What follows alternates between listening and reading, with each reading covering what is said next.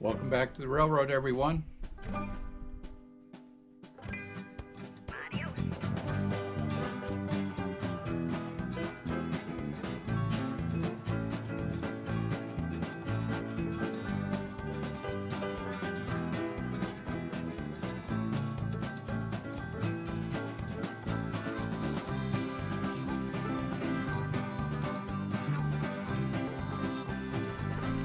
So you'll probably remember what our railroad looked like before I've changed it a little bit here.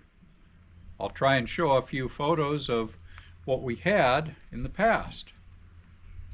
So let's start off with a bird's eye view, or if you prefer, a drone view of my main portion of the layout in the backyard. From the photo here, you can tell that to the right or south is the circular gray item that was our helix, which is no longer. The helix would take you 2 1/4 loops, or 24 inches, from the lower terrace up to the upper terrace, where I had a loop. Now the helix was double track and 11 feet in diameter.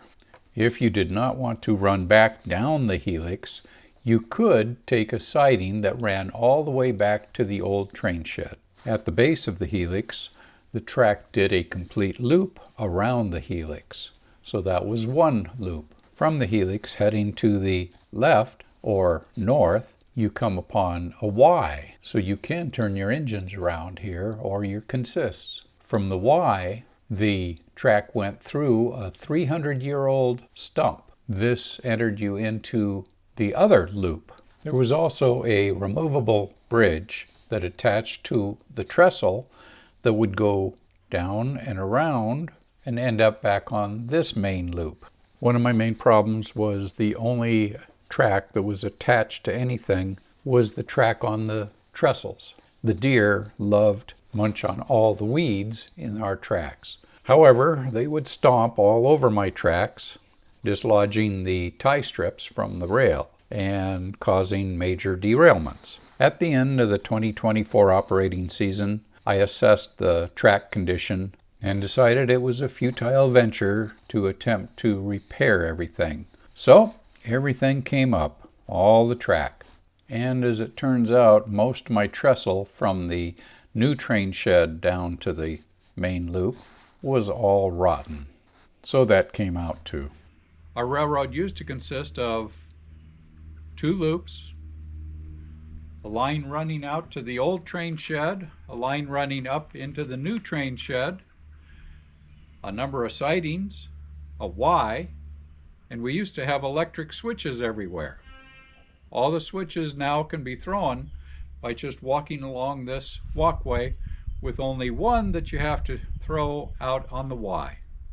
So in an effort to keep the deer from stomping the tie strips out of my rails, I went back to my scrap steel pile, which happens to be mostly all 24 gauge galvanized steel sheets in channel form of different widths and sizes. And I found that this makes a good base to attach track to, and even if the deer do stomp on it, they're not going to pull the tie strips loose, at least not that easily. So we started laying this around in our main loop, and here's how it looks in the main loop. Yeah, please notice how nice and smooth the roadbed this looks, and it went together very easily.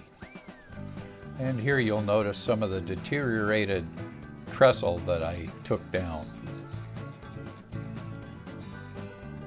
Now this material cuts very easily with a Bauer sheet metal cutter that I picked up from Harbor Freight. And to secure the pieces together, I used self-tapping sheet metal screws. Very easy to assemble. And summer or winter, if I didn't paint this at all, you'd have to wear sunglasses because it's so bright. So I got a few rattle cans of various colors of matte finish paints and started to work with my camouflage. I may not be an artist, but it does blend in with the background and scenery that I plan to put down here. I've been very happy with the way it blends into the background. If you'll notice, it fits in well with the paint scheme that we have on our deck and the few flowers that we have around. Of course, it was a wet day then. Now, if you look towards the south, you'll notice that there's a big flat area. And this is the position of where the helix used to be. So we needed to fill in tracks down here. So here we laid out a three-way switch.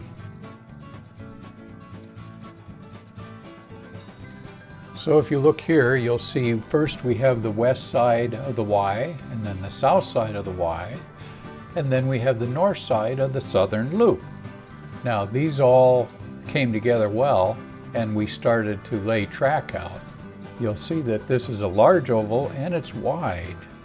So here we have a view from the south looking north. And then before we can lay track, we must paint some more. And paint we did. And more paint. And then we finally started to lay track. And more track. Well, let's start back here. This is the south end of the strip. We have our engine house set up with two lines coming into it and a siding running along the terrace. Then we have our two loops that run all the way along the back. Now out in here somewhere I'm going to put a tunnel. So we'll have a tunnel run along here. We have Sorensen's Dude Ranch. We have Christmas Town. We also have a vineyard, thanks to Brent Stuvlin. And as we come further down here, we do have our old fire tower and the mountaintop retreat. And then we have, in this area, our Y that comes out through here, so you can turn engines around. And this is the only turnout that is up high on the terrace. The tracks, of course, go through the 300-year-old stump, and they come around for another loop here.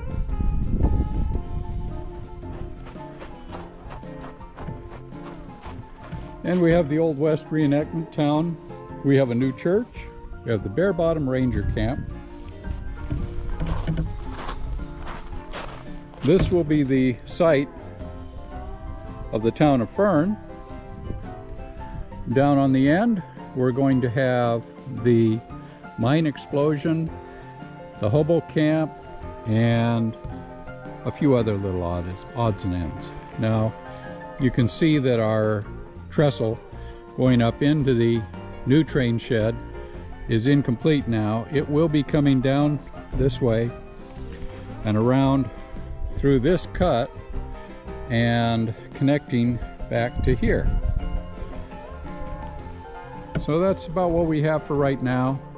We do still have a connection running all the way out to the old train shed around the corner. Now I will be working on this line coming up through here. This was the top of the helix, but we'll be taking this up and redoing this track into just a loop here where you can come up from the old train shed and go back down to the old train shed. So that's what we have for now. I hope you enjoyed that. Let's go run some trains.